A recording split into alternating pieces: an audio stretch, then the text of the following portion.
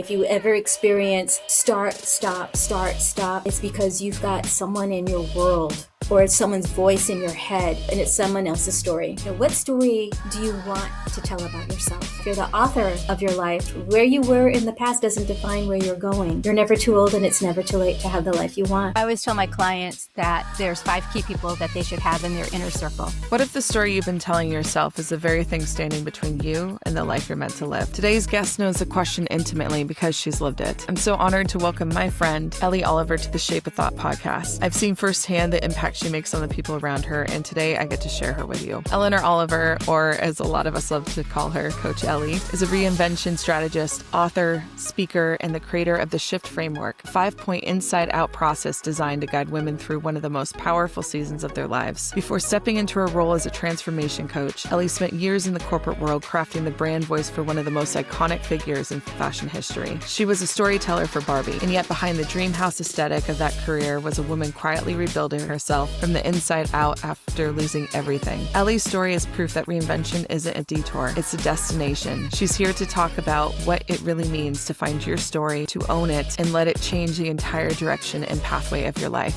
at any age. I'm honored to have her share her story and offer her insights on how to claim your story and step boldly into the life you're meant to live. Ellie, I am so excited to have you here for the Shape of Thought podcast. And I know we've been wanting to have this conversation for a while, so thank you so much for being here. Oh my goodness, absolutely. Thank you for having me. I'm excited. We met through the desert, and not only you're also part of you've led so many different women leaders groups, and you help other small business owners and things like that with strategies as well. And I'm just so happy for you with your new creative studio. But do you mind diving in a little bit into the story of how you got involved into storytelling, and without this being too complex, what led you to where you're at now and to deciding to be a creative strategist? That's such a great question. And it's something I believe as I share my journey, people might be able to relate to it because life is not one continuous line. We kind of zigzag on our path. And that's my story. I started back in the day. My background is fashion advertising. And wow, I didn't realize that. Yeah, my background is fashion advertising. And that kind of evolved because as a kid, I started sewing Barbie clothes. And then I started my first business in high school, one of 2 businesses, where I made prom dresses, cheer uniforms, drill team uniforms for my friends. That was a little side hustle I had. But that got me into fashion advertising because I understood textiles and fabrics and how things were constructed, how fashions were constructed. That got me into as I said, fashion advertising. And from there, that's what got me to Mattel. I worked in advertising entertainment. So all of that came together because at Mattel, at the time I was hired, they were looking for someone who had fashions, cosmetic, entertainment background because they saw Barbie as more than a toy. She's a fashion icon. So that was kind of my roundabout way of getting my foot in the door at Mattel. And it also kind of illustrates how interests that you have as a kid, things that you have a passion for. I had, in addition to sewing, I was a writer. I wanted to be a writer from the time I was 8 years old. So it was a culmination of all of those things coming together. And what I love about it is it's grown as I've grown on this journey. Going into a field like advertising, I've always been about empowering women. So that's part of what my messaging is and why I aligned with what Barbie's messaging, empowering, you can be anything, that whole girl power thing. That kind of what is evolved into becoming president of the Women Leaders Forum of the Coachella Valley. I was moved by their Young Women Leaders Educational Scholarship Program, helping female high school seniors, the future, the next generation, empowering them that, hey, you can be anything, showing them women from different backgrounds, different careers, so that they could, for themselves, start dreaming of non-traditional roles for themselves. I did not realize that you had that fashion background. So just to kind of touch on that a little bit more, what got you into the storytelling aspect of it? Was it just because they wanted help to really narrate that Barbie was a fashion icon? Was that the kind of part, or because you already had that interest in writing since you were a kid, you kind of pushed down into that I avenue. did. Like, how did that evolve? I was that weird, nerdy kid who I believe, a storyteller from the time I was little. And I think that came from my father and my grandfather reading stories to me. And at some point, I'm like, I want to do this. My dream was, I remember seeing this beautiful woman on the back of a book. I read everything, but I remember seeing her headshot on the back of the book, and she just was smiling up in, the author. And I'm like, I want that. I want to be that person. But Yeah. I was the kid who entered story contests. If PG&E, the electric company, if something, the local library had a story writing contest, I was submitting my story. I, at the time, was really back in the day, I was into Stephen King. So a lot of my stories had a very dark. Really? You're so like upbeat. Okay, if you guys know Ellie on a personal level, you would be just as like blown away, like shocked right now as I am, because you are like the most uplifting, positive person I know. That like took me off left field. I'm like, wait, what? They were dark. They had weird plot twists. And I would write these really crazy, wicked, dark short stories. And I would read them to my family. And at one point they were like, don't read us anymore. Don't. Oh my gosh. I love this. If it was a story contest, like I said, like the PG&E, and it would start off, kind of like you said, upbeat, and, I got to reel them in. I'd reel them in, and then blam, it took a dark turn. Yeah. You're like, you're for the plot twist. You got to do it for the plot. A plot twist. Yeah. Threw in a plot twist. Storytelling that's kind of my jam. I love that. And being able to evolve that into like, consumer directed brand storytelling. I love to me, it's like putting together a puzzle.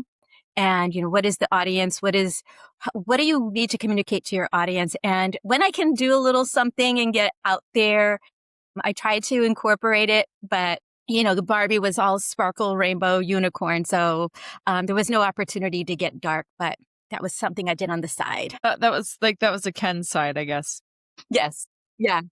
I had to keep it sparkle, rainbow, unicorn. But yeah, I would have these little weird, dark plot twists. So you probably have, some of my humor's a little off, and sometimes it can be dark. And well, that's what I love about you. But I think that's a part of, like, for astrology friends over there. Yes. That's very Sagittarius of you at the same time. So it tracks, but I am surprised. And like when I see you in town, I'm like, girl, you gotta fill me in more on this stuff.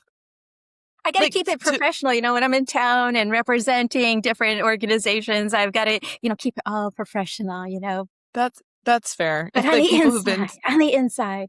Yes. There's a little bit more flair on edge on the inside. Well, so I really want to, if you don't mind going into this, because I remember there was like a couple of years ago, we sat down at this little darling little coffee shop, Il Sogno. Is that it? And we were talking about how you were feeling that itch, that call to do more. And you were still working for Mattel at the time, but you were starting to go into doing public speaking, wanting to do coaching, and like feeling that deep pull then, like that's something you were being called to do something more. What was that moment that you started to really, like, what was your aha moment of like, I feel like I need to expand out of this big thing I'm working for, but I want to serve so much more than what just Barbie? It's like you described it, that calling. And I tell the women that I coach, if you have something that is whispering to you, that's what you're being directed to do. And oftentimes we ignore it. We blow it off, or we put a timeline on it, not now, or when this happens, or when I'm in this position. But it kept calling. And the thing that my aha moment came when how I felt so unfulfilled, burnt out at work, and just kept telling myself, waking up every day, going to bed every day with the same thought, it has to be better than this. There has to be something more than this. And it's like, you're getting this message, you're getting this download, and you're ignoring it. You're just going, there has to be something else. There has to be something more. And I'm completely ignoring this. But I want to do this, or I'm interested in, I really see myself stepping into coaching. I see myself stepping into, I want to be a speaker. I want to do a TEDx, but I kept ignoring it. And then one day, and not just one day, it was evolution of days of, just compiling and feeling so completely unfulfilled. And there's a guilt factor there because it's like, you work on this great brand, you work for Barbie, it must be fun. But to have that juxtaposition of being burnt out and unfulfilled. And then I did step into coaching and it felt so gratifying and so rewarding that it really was like, that became the stronger pull. And it's like, why not both? Or why can't I have that? And the more I got into the coaching, the more I stepped up and used my voice, the more fulfilled I felt. And it was all of a sudden the scales started to shift where I was getting more fulfilled with what I was doing on the outside than what I was doing on the inside. And in fact, what I was doing in corporate just felt like a drag. And then I had there has to be something more, there has to be something better. Those pulls every morning, every night became, how do I make this shift? Because I knew that what was pulling me down was going to also there was a comfort level to it. But I also knew that if I didn't answer it, it's just like being in a relationship. When you're in a bad relationship where you know that you keep struggling to hang on to something, even though you know you need to let it go. And all of a sudden it's like, it starts to consume you. And that was my aha, was over time. It's like, wait a minute, what am I doing? Yeah. You did the coaching group with a mutual friend of ours. And just watching her blossom after she worked with you, and just it's like during that, before working with you too, you have this innate gift of just having this nurturing side, but like unveiling things for people to like kind of self-discover, not telling them what to do. But you are like, even just like when you give advice, like in the Pilates classes, I don't even know if you really realize when you do it, but you're just such a guiding light, and you can tell it's a natural gift that you have, and that you genuinely have this genuine compassion for people to lean into their power and their gifts. Like you can tell that that's just something you want to lift up more. And with the storytelling aspect, how like there's especially for women over 50 or like even in their late 40s, there's like this doubt that, and I know I'm approaching 40, but I get this like, oh my gosh, am I like aging out? Are people even going to care what someone says after a certain age? Because it's so, and it's all self-talk, but that's still of inner voice criticism and dialogue that can cause obstructions in our path and our guidance, and blind our clarity or fog our clarity of what our full capacity really is. So how, with all the skill sets that you have, do you help guide women, especially over their 50s, to tap into that power and lean out of that talk in a world that is so still dominated by image and presentation? One of the things that I did, because as I was going through my whole evolution, reinvention journey, I don't know if, let me pause and slow down. Years ago, back in 2008, when the whole financial collapse was happening, I lost everything. I lost my house. I lost my business. I had to start all over. I had to rebuild from the ground up. And at that time I was in my 40s, mid 40s. And you get in your head, and it's like, and you look at your losses, you look at those failures, what people would consider failures, but it's like there were so many people impacted, but we carry that. And so once I went through that really heavy, dark time, the way I pulled myself through is now what has become what I call my shift framework. Shift. And I think we've spoken about this before. Shift: story, habits, intention, focus, transformation. And it's what I did every day to help pull me through that dark time and to really rebuild myself. Because as you're saying, we look at our age, we look at our jobs, I'm laid off, we look at all of these things and we carry those burdens and we define ourselves by that. And so I start with story when I'm working with clients, just like I did with our mutual friend. And it's like, what story are you telling yourself? And whose story is that? Oftentimes it's a story that's been imposed on us from the time we were kids, when other people placed labels on us. You're lazy. You're not focused. You have this. You're disorganized, different labels. And we carry those and somehow we make that part of our identity. So story is, and what I love about being a writer, and like I said earlier, creating those plot twists, you can create a plot twist. You are the author of your life. So you get to change the narrative of your story. So that's one of the first things I do when I'm working with my clients. And it looks like magic, and it looks like, basically what it is, I'm reflecting back who they are, who they forgot they are, because they've been so bought into who they've been told that they are. And I've done it. Oh, you're a perfectionist. Oh, you're too prissy, because back in the day I liked fashion. Oh, you're too prissy. And so it's like we think that those are negative traits because of how those words, those terms have been used against us. So we shrink. We have imposter syndrome. We get into spaces and we feel like we don't belong. We doubt ourselves because we've been conditioned for years, decades with messaging of what people have labeled us. And a lot of times people will label us because they're uncomfortable with our own light, greatness, boldness, if you will. So it's the very first thing I do when I'm working with my clients. And it's the reason I work with women, because men move in spaces and they don't care. They don't care. Yeah. And they can use their size. They can use their positions, and they just move into spaces like, move. And we women move into spaces and we look around like, do I know anybody here? Does someone, doesn't, are they giving me a warm face? Are they welcoming? Or did they smile? Did they mean that smile? We need to just own our voice, step into it, and own that space. So that starts with story. And I love encouraging women to create that plot twist. And it upsets a lot of people in their life because it's like, who do you think you are? Me. I think I'm me. I know who I am. Yeah. I know who I am and stepping into it. So my job, and I do it when I'm out, is to reflect back to people who they forgot they are. Because I see it.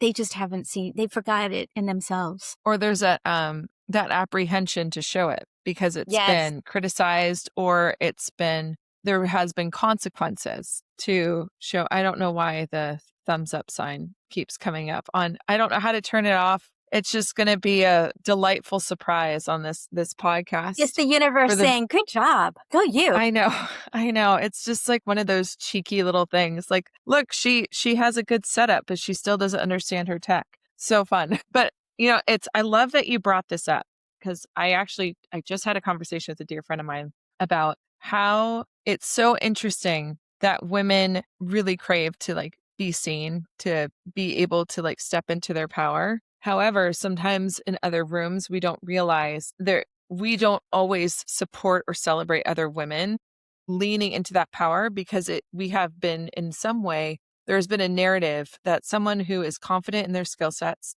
their intellect, their beauty, whatever it might be, is an ego, is self-absorbed, is bossy, is this, rather than just the fact that, no, that's someone that is comfortable within their essence of who they are. And that should be a reflection and an awareness of like, why aren't you saying, like, supporting that person for leaning in? Because more women need to be able to step into that power, like you said, because we're so conditioned to be small, because that's more feminine. It's more palatable. It's more accepted on a mass market. Yeah. Yeah. And it's easy to be dismissed. And we've been taught to shrink. And I had a boss who would say that, oh, yeah, Eleanor's a big personality. And it would come back to me. And so I've been conditioned from my childhood to shrink, to hang back. And anytime I stepped out, it's like, oh, she's too much. She's this, because I've always been a storyteller. So it's like, if you ask me a question, you're not going to get the yes or no. Or as my son would say, I'm going to give you the setup, how the action, I'm going to give you some backstory. I'm going to give you some action, and I'm going to let you know what happened. And then my youngest son would say, it really was just a yes or no question.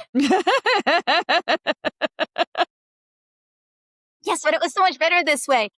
But that's how I show up. And so for some, and it took me until I was like in my 50s to realize, if someone is saying I'm a big personality, and I will shrink back. I will let other people be in that space in the room, and I will read the room, and I'm not coming in like there's, I'm not the Real Housewives coming in like, oh yeah, do this for me. And I'm here now. But I had to learn to see that those comments is that other person's problem. Yes. That's their insecurity.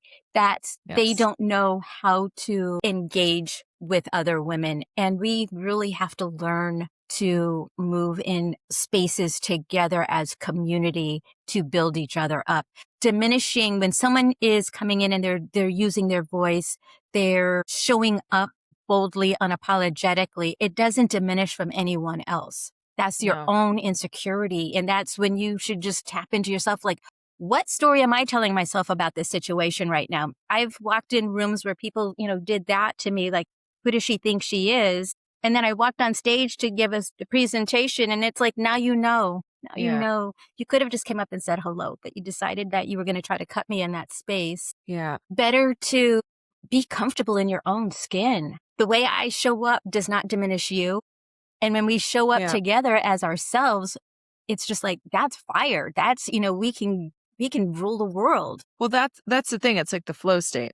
So it's like when you have the synergy of two people that are working at their top flow state. And I have a couple friends, like some amazing, wonderful, creative collaborators in my life. And we're even doing some of the same things.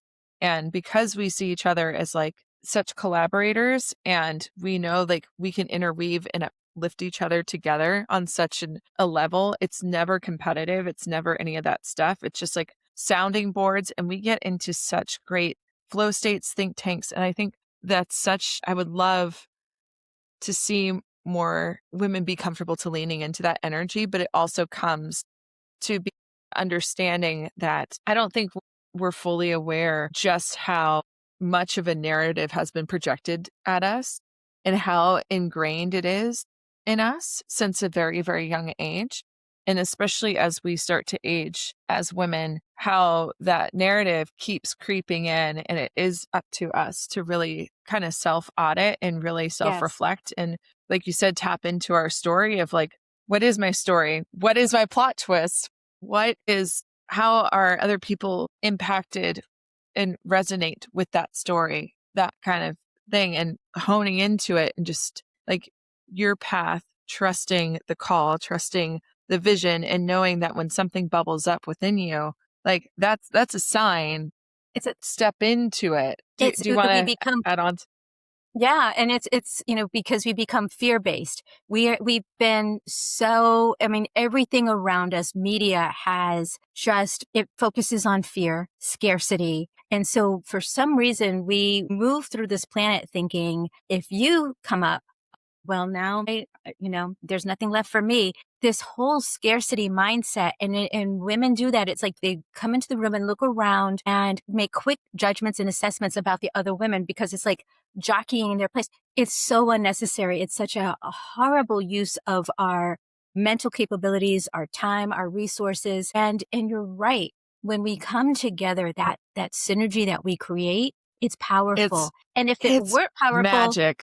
It's magic. And if it weren't, so, right now we're seeing, this trying to get this return to, traditional values. And no, that's trying to put women back in a room, back in a home where they're not seen, not heard, no voice. If your voice wasn't powerful, they wouldn't try to come up with this whole narrative of why you need to be over here doing traditional things. We are doing traditional things. If you go back, and this, you can go back centuries to see the value and knowledge and expertise, the nurturing, the growth, the nourishing that women provide. If it weren't so valuable, they wouldn't try to silence it and squash it. Well, it's interesting too, because if you look from kind of like a tribal basis, women were such the matriarchs, the medicine, like there was more of this tribal community based culture. And this whole new culture, like I'm not gonna shade on anybody who's like, I just want that traditional lifestyle that brings me happiness. Yeah. Then go for it. What we're talking about is when it is being, once again, speaking negatively, because women who want to go into entrepreneurship or be bold or be more independent are seen as troublemakers, masculine. I cannot tell you how many times I have been called masculine just because of my independent bold taking of black. I wear black. Gosh, God forbid. But who I almost knew? wore black today. I almost wore black. We Oh would my have been gosh, twinning. we would have been twinning. And then it would have been more, less of a surprise if you were wearing black, saying you read Stephen King and love him. But the fact that you're wearing pink and there's flowers behind you, it makes it even more of like a plot twist. Very well scripted there. Keep them But guessing. it's like, yeah, I think we are projected so much, especially women, what our outcomes should be, how we should behave, how we should live our life, what we should be doing at a certain age. And it's really putting such a block at the potential of what the feminine creative energy can bring out in this world. And it's like, if you go back in history a little bit more, like I was just reading about, I think it was Picasso. Was it Picasso? It was his wife or something. He was stealing a bunch of her art ideas and he got all the credit for it. There's an artist. I need to double check this. I will put it in the notes. But it's like, when you look at how many people in history took from women and silenced women, and especially in that age, called them crazy because of their creative ideas. And some of them were institutionalized. You just kind of realize, like, why are we no, lean into your energy, because clearly our contributions has a ripple effect. It does. Like, so. It does. It does. One of the things that I found interesting, I had a book that had a history timeline, and it, like, going back to like Egyptian time. I mean, and throughout. But one of the things, and I was like in high school or something when I was looking at this book, but one of the things that I observed was every time that a woman, a queen, was in reigning over, is when you had the development of the arts and, music, culture. There were, then when the men, wars, but with the women, they were building, they were creating. Yeah.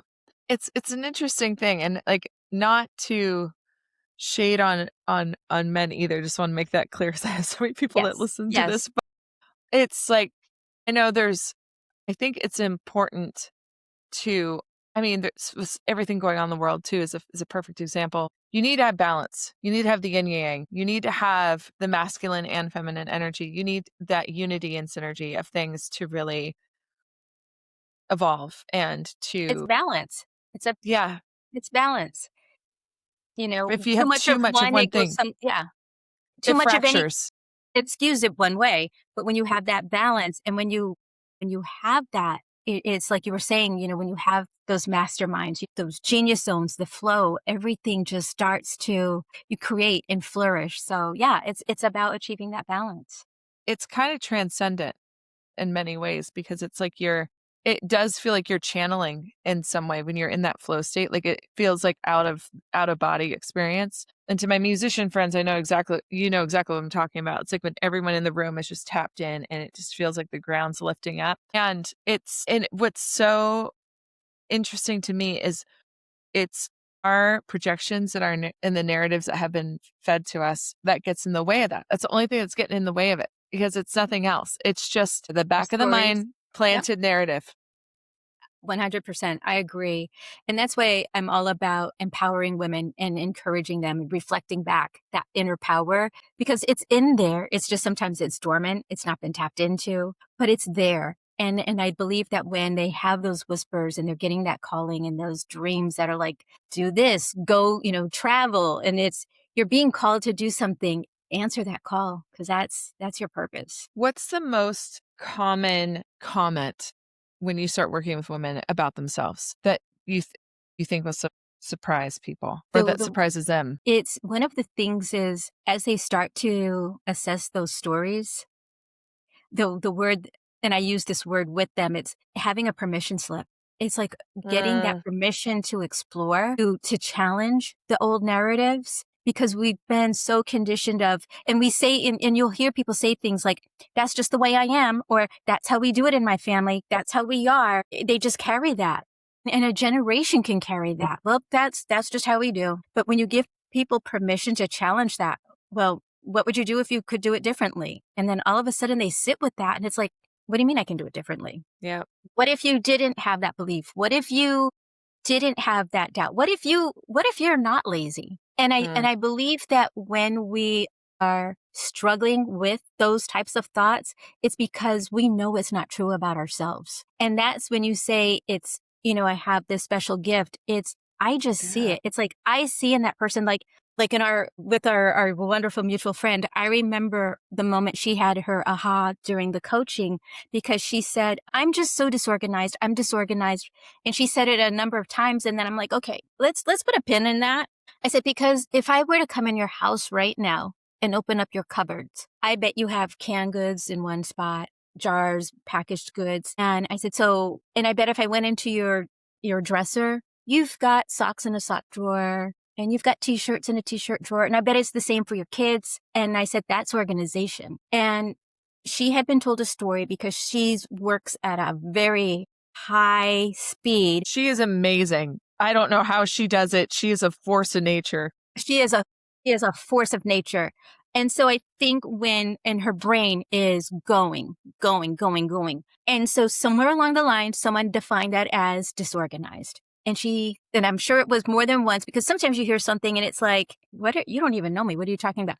But it probably came from someone who mattered, and she owned that and was feeling small or some kind of way, because how can I do all these big things, these great things, because I'm disorganized? I'm not.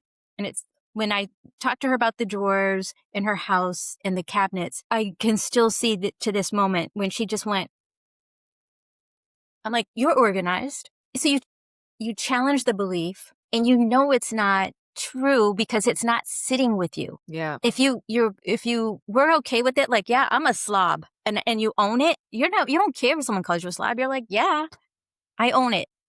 But when it doesn't sit with you, it creates this unrest in you. It creates this inner conflict and struggle. And then that's when it's like, okay, I see that that's not you. You know that's not you. So let's get to the story that is you. You know what's so interesting about, is we both know this person that disorganized was the word, is she's probably one, like, for how many things that she's juggling takes and doing well, tremendous organization skills. And even before she started working with you, just all the things that she juggles. But what I found too is, like, when you have women who are so powerful force of nature, and some people just have this magnetism, like this it factor. They walk in the room and you're like, whoa, like it almost throws you back. She's that girl. She like walks in and you're just like, whoa, energy is here, and just like delightful energy. But I think sometimes when people are not comfortable with themselves, or have so much, like, they are struggling with themselves, they get it really is unnerving for people to be in the presence of someone who's just like that powerful, even if that powerful person doesn't even understand the power that they have at the time. Exactly. They make up their own story. So it's like, she's too much. She's a big personality, because they're trying to right set their own feelings. So it comes off as catty, judgmental, and they well, then what makes it worse is when you aren't really looking at, why am I feeling this way about her? I don't know her. That's great that she can walk in a room and just own it. Wow, I want to be that girl. But we then create this judgment. But the bad part about it is we take that judgment and we start telling other people. Well, that's the social thing. That was like, there's something that, like, when I was younger, I definitely participated in it, because you're not aware that you're participating in this kind of stuff. It's when I got older that I kept feeling icky after being in those, and you start realizing, like, oh, that's shitty. Like, it's just like, that's all anyone talks about is just, that kind of thing. But that's also like, it's like a projected social thing. Like, when I was just talking to another friend of mine, we're joking around about the women's table talk. And we smoked cigars. So we were like, we didn't even unconsciously realize what we said, but we were like, no, like, we want to sit with the guys with the cigars, and we want to talk about life. We want to talk about philosophy. And then we realized, like, how shitty. We just demeaned other women because we didn't want to sit at the women's table because of a projected narrative. And we just fell back into the cycle of that thing. It's like we're all conditioned and just all Or even like we're brought up in this environment of like, this is how you socialize, especially in like the desert with the cocktails and the gossip and all of this stuff. And it's almost like you're just waiting for someone to just like slam on the table and be like, none of us like this. Right. So why are we engaging? But that's the huge piece of it. And that's like the other part of the S that I have in my shift framework, because it's what story are you telling yourself, but it's really about self-awareness. And once you have that self-awareness, and once you pay attention, just like you did, of how that behavior felt in your body, that's when you can create a change. Because it's like, I don't want to show up like that. I don't feel good doing that. I don't feel good bringing that energy into this room like that. So that's the whole part of creating a change in your life. Because that's what people are like, well, how do I change? Well, it's small things over time, small things repetitive over and over that will all of a sudden one day you're like, it's completely different, But it's like I said earlier when I was talking about my transformation, it wasn't one day. It was an accumulation of days, and really being mindful of habit and behavior and how it feels inside. And when you can check yourself, you show up differently. And then when you show up differently, you start speaking differently. And then that's how you can also help cultivate that change in the culture itself, because now you're like, no, I'm not doing the gossip thing. So if that's what you want to do, I'm not the person to hang out with. So now people will be like, well, I really like hanging out with Miss Sony. I don't want to lose that time I get to have with her. So now they're going to start modifying their behavior. And that's the ripple effect. I don't think I've been in situations before where like you're in a room with people and you just ask a question about something. And a lot of the times people don't realize they're doing it because it's become such a habit, which is also very, I don't know, human psychology is such an interesting thing to me, but I love it. I would love to like loop. I know we can just go off on this forever, but I would really love to tap back into women in their 40s and their 50s who don't feel like they can start over, that it's too late in the game, that don't feel like they have a place in this world. What would you say to that woman? Okay, yeah. No, that's it. Yeah. Oh, and I have a quote that I use with my clients. It's on my website. And you're never too old, and it's never too late to have the life you want.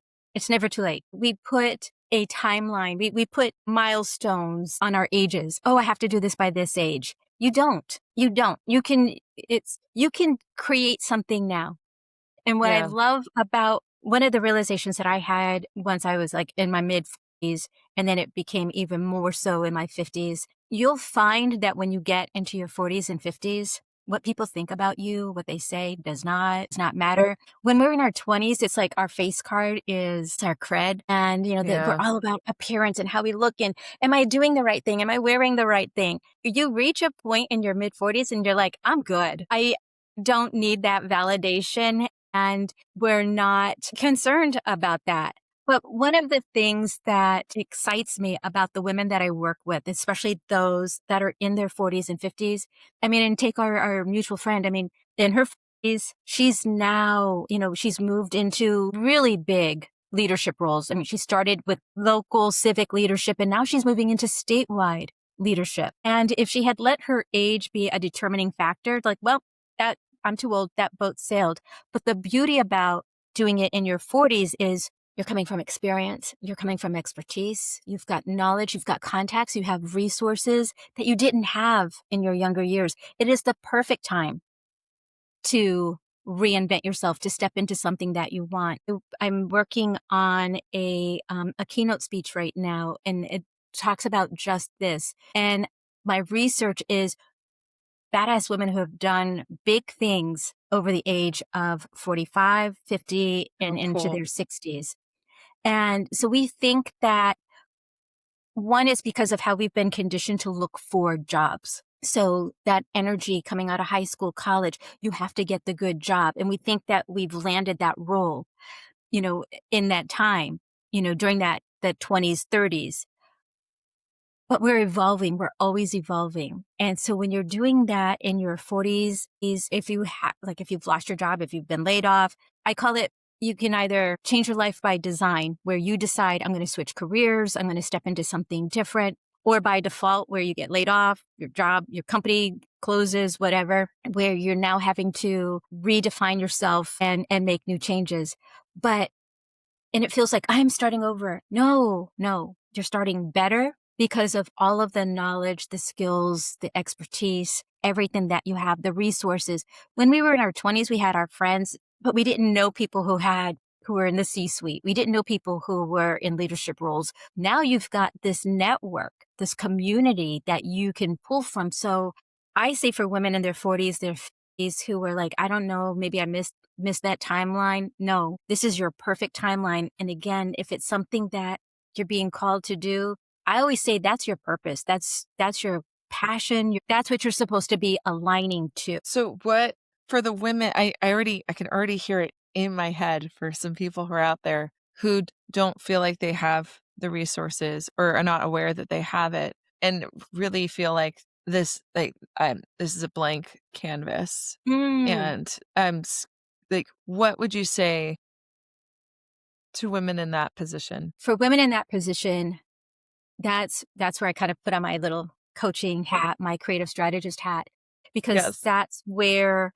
you don't need to have a boatload of resources if you have a resource that can help you define what that vision is, create a timeline, a path to that vision, and help you really sit down and figure out like, what is it that you want to do? What is it that calling is? What does it look like? And sometimes for some people, like when I sit down with coaching clients, they have an idea and then we start working out, what is that? Who do you serve? Who's going to benefit? What impact do you want to make? And once they start going through that process, and it's like you said, when you get together and you get in that flow, you get into that genius zone, women start to realize, wait a minute, I have an idea. Then we start to identify, you don't have to figure out how, you don't have to flesh it all out at once. And then we just define who do you know? Who do you know that can, help you do some research? Who do you know that can help you come up with the name? Who do you know that can direct you? And it doesn't have to be the same person. It can be different people, but it's sitting down. And it's what I love about sitting down with women who have an idea.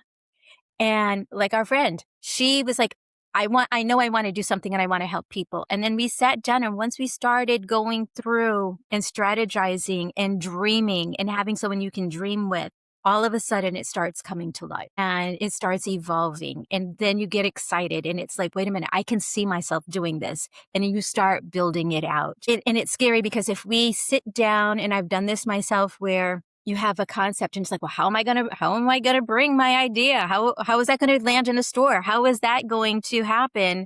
But once you sit down and you break it down piece by piece, section by section, you work through, here's what we're going to do in the first 30 days. Here's what we're going to look at in the second 30 days. Here's what we're going to do in the next 30 days. All of a sudden, the pieces start coming together. You start building that momentum. You start finding new resources because now you're out in the wild and you're like, who do I need? Who do I know that has some retail experience and can tell me how I can get this idea in a store? Or who do I know that has some marketing background? All of a sudden, I keep saying all of a sudden, like, poof, it's not.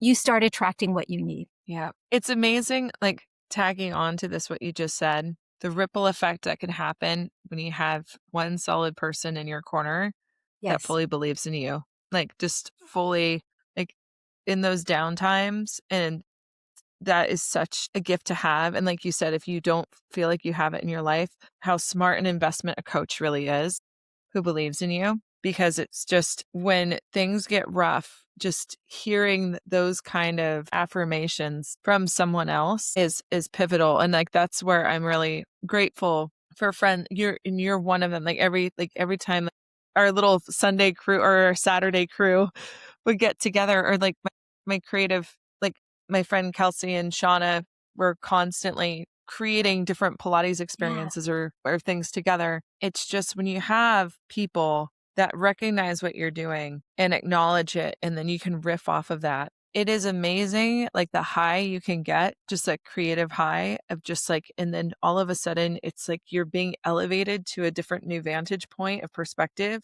on what is possible.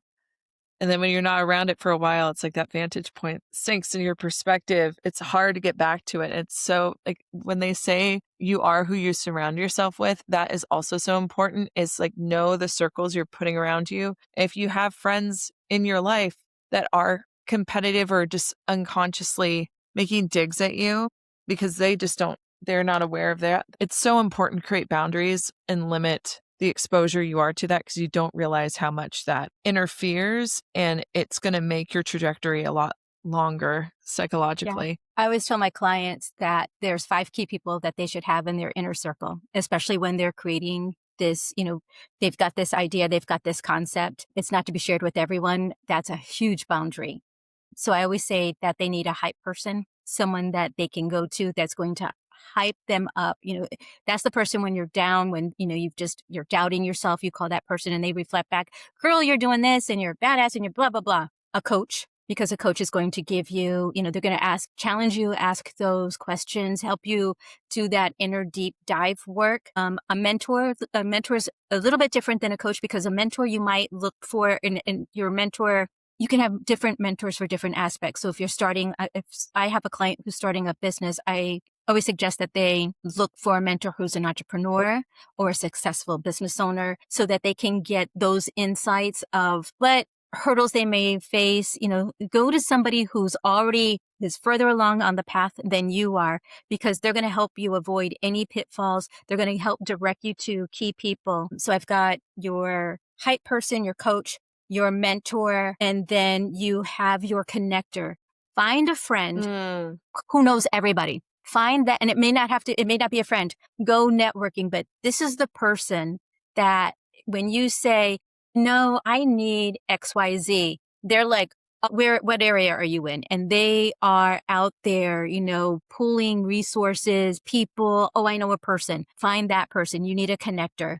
And then the 5th one is a support person. And that support person is almost like your confidant. That's the person that oftentimes it's someone who knows you very, very well. You trust them so that as you're sharing your ideas, they might know a little bit more personal side. Some of these people don't know what's going on in your personal world, but the supporter is that person who is the keeper of your inner sanctum. But those are the 5 people, and utilize each one differently, and they really are 5 different people. But it helps protect you from negativity. It helps create those boundaries, because anytime you're reinventing yourself, stretching yourself outside your comfort zone, doing something new, launching something new, you have to be protective. You have to be protective of what you're doing, because not everyone is going to support you, rally for you. Some people will say that they do, and they are in the background tearing you down.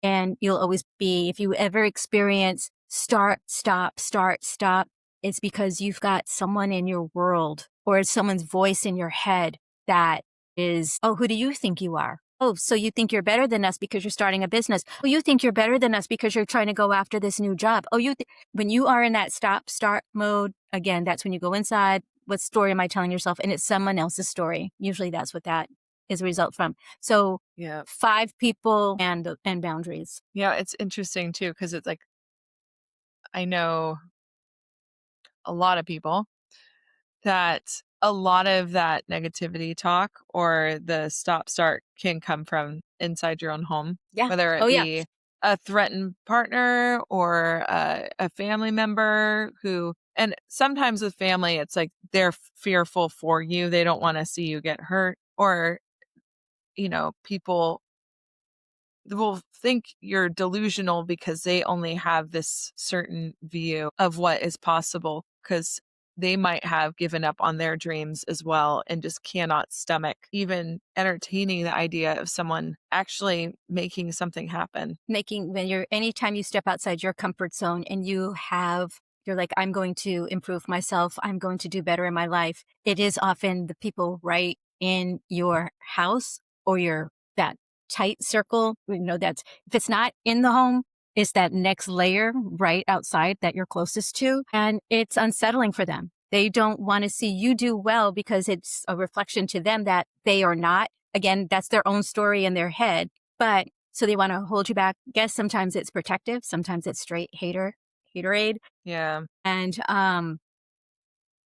that will derail a lot of people. And so when I am working with my coaching clients, that's one area that it gets really, we have to do some deep inner work. And it's like you either create a partnership alliance with that person, or in some cases, you have to hard stop, if you can. If it's someone in the house, it's really hard to do. And then a lot of times what I've seen is unless that person comes on board with what you're changing, that relationship is going to look different when you are on the other side. Yeah. If it's someone outside the house, that's when you can have a no access. And I tell my clients that not everyone deserves that access to you. You get to be the VIP, and I call it my golden rope technique. So like if you're in the VIP bottle zone, not everybody gets to go in there. Not everybody gets to come in and have access. And so it's creating that boundary. But unless you protect yourself, you are either not going to fulfill what you want, and you're going to have that regret. And yet another burden of why didn't I do the thing? Some of your relationships are going to look different. Yeah. Yeah. I've had an experience, several experiences. It's like when you start leaning in to that zone. And I think also people are sometimes nervous to see their friends grow because they think they change, but it's not. I think everybody should strive to have growth, should strive to evolve. And if you're not changing, if you're not making adaptations and trying to constantly expand in some way in your life, then you're not really living. You're not really experiencing things. You're not really taking in what this world really has to offer. And what I've experienced is when you start leaning in, you find out the people who, even if it's not necessarily haters, but the codependent friends who cannot stomach you doing your thing because it's a fear, it's a loss fear, it's an abandonment fear that they're projecting onto you and reflect that guilt because of something they haven't worked on themselves. It took me years to learn I'm not being a bad friend because I'm taking time to really focus on things, articulate it better, like make sure to communicate so people know when things are happening so they don't take it so personally. But yeah, I think that is another thing, especially as women and especially as friends, to like support each other, to like take accountability for who we are in our friends' lives. Yeah. And are we supporting them on their journey as well? And sometimes that support is like checking in and rallying in and not taking everything personally because they're not in our bubble when we want them to be in our bubble. Yeah. That's such a valid point. I have a friend of mine who always laughs because I will emerge with something like when I was co-author in the Change book. And she's like, when did you do this? And she said, you move in silence. I do move in silence because I do. I move in silence. I remember when I was laid off in 2000, part of the big .com, I was entertaining starting my own copywriting business. And a friend at the gym at work was like, have you found anything? Have you, or did you find something in the company? And I said, no. And then he said, oh my God, I hope whatever you do, you don't go freelance because you're just going to end up broke. And I was like, wow, note to self, don't tell people what I'm doing, but I do. I move in silence and I'm very selective who I share with. And I tell my sons are entrepreneurs and even tell them like, you have your friends and you want to share the good, the bad, what's going on. But when you're telling them the bad and they're like, well, I told you the last time you should have done X, Y, Z. I don't know why you did that again so I said, if you don't want to hear that feedback, don't give them the information. Yeah. So it's just being selective in what you share so that you preserve that relationship. So if it's like, I'm not available to go out for drinks and to hang out tonight, don't add on because I'm working on my business and I don't have time and, I missed this deadline. Just say, I'm not available tonight. Because if you say every time, well, I'm working on my business. No, I've got this thing that I'm doing. They're going to become resentful of that because that has priority over them. And they feel like, oh, we're always being pushed aside for this. So I'm not available tonight, and then offer up. But hey, what about Thursday night? Can we, are you free then?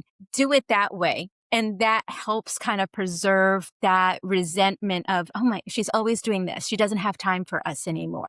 I think the other thing is too, especially when sharing what you're up to or like wanting, or even just like wanting to talk about something or wanting to get feedback.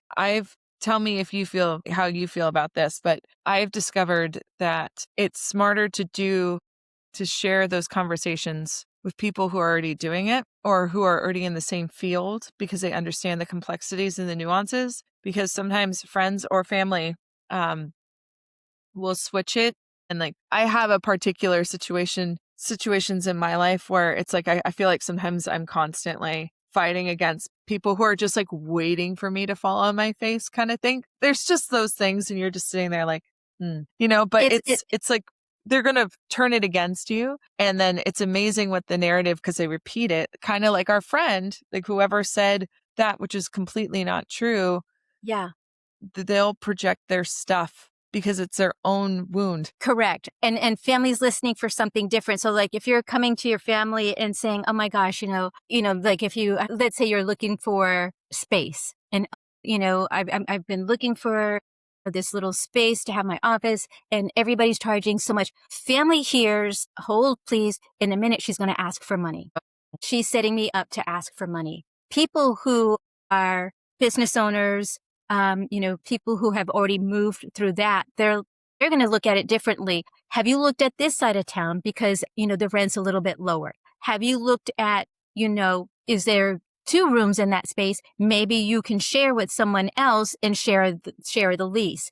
They're solving the problem a different way. Yeah. So, which is why it's really important. And as you said earlier, who are you surrounding yourself with? So if you are out there building a business, if you are looking to make a change, you want to be around people who have already made that change, network with them. And that is going to level you up so much faster because they are like in our Pilates classes, I've picked up so many things from about TikTok and YouTube and, social media it's like being an active listener, like, what are you saying? Wait, what's that now? It's a good group. With big information. Yeah.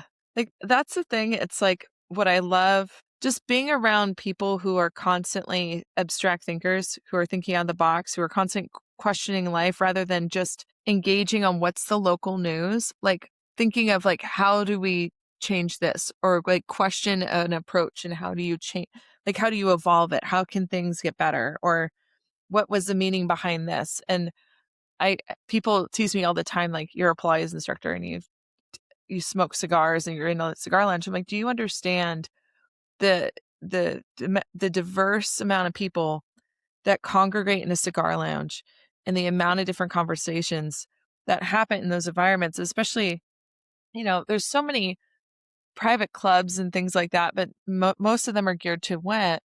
And then there's other clubs, but they're an expensive access point.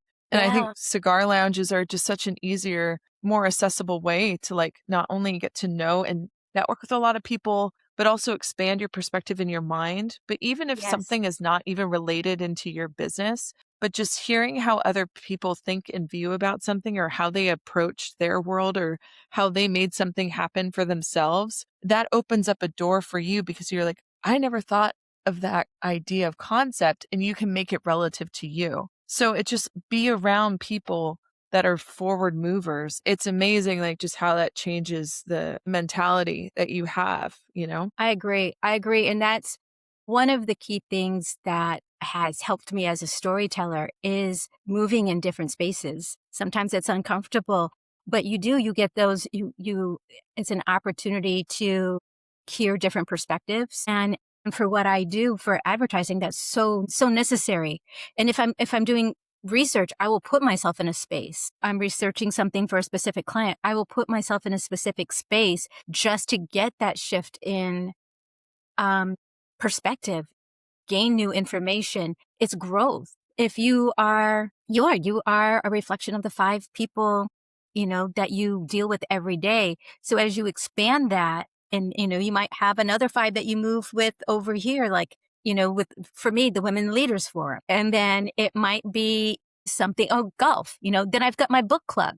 So it doesn't have to just be these 5 people. But through the book club, I'm getting a very different perspective. Their take on, we're reading the same book, so their take on the characters, the subject of the book. So yeah, moving yourself and placing yourself in these different environments, around different people, the way people who think differently, you level up and you take that information and you can apply it in so many different areas of your life. And it challenges, like, why have I always been thinking about this one thing this way? It challenges Yeah. the beliefs that have been programmed into us from the time we were kids. And you get to decide, it's that permission slip again. Is this serving me? No. Are these people serving me? Yes. I'm thriving over here. Yeah. Ellie, I don't know where the time goes. Think I could talk to you for like I know. 2 hours, 3 hours, Right, 4 hours. right. Like, I think we've done I'm that. looking at the time and I'm like, she's going to have some editing to do. No, I'm not editing any of this. This is all going to go on there. Oh my gosh, so funny. So maybe a part where I let Ellington out. I don't know. Maybe I'll just keep that in there. There you go, because I sipped some coffee, so you can snip there. It's a good clean snip. It's all good. Ellie, is there anything that you would like to sign off with, or any message you would want to share to the listeners for the Shape of Thought podcast? Yeah. The only thing that comes to mind is, what story do you want to tell about yourself? This is a moment where you get to create that plot twist in your life. You're the author of your life. So create that plot twist. Where you were in the past doesn't define where you're going. And as I said earlier, you're never too old and it's never too late to have the life you want. Ellie, thank you. Thank you so much. This was just, I really appreciate this conversation and you taking the time to be on this podcast. Thank you so, so, so much. Really appreciate you being here. I love you so much. So thank you. This is my pleasure. I was like, when you sent me the invite, I was so excited. So I'm excited for what you're putting out there. I love the name Shape of Thought. Thank you. And I know that you're creating a big, big ripple and a big impact. Thank you. Thank you so much.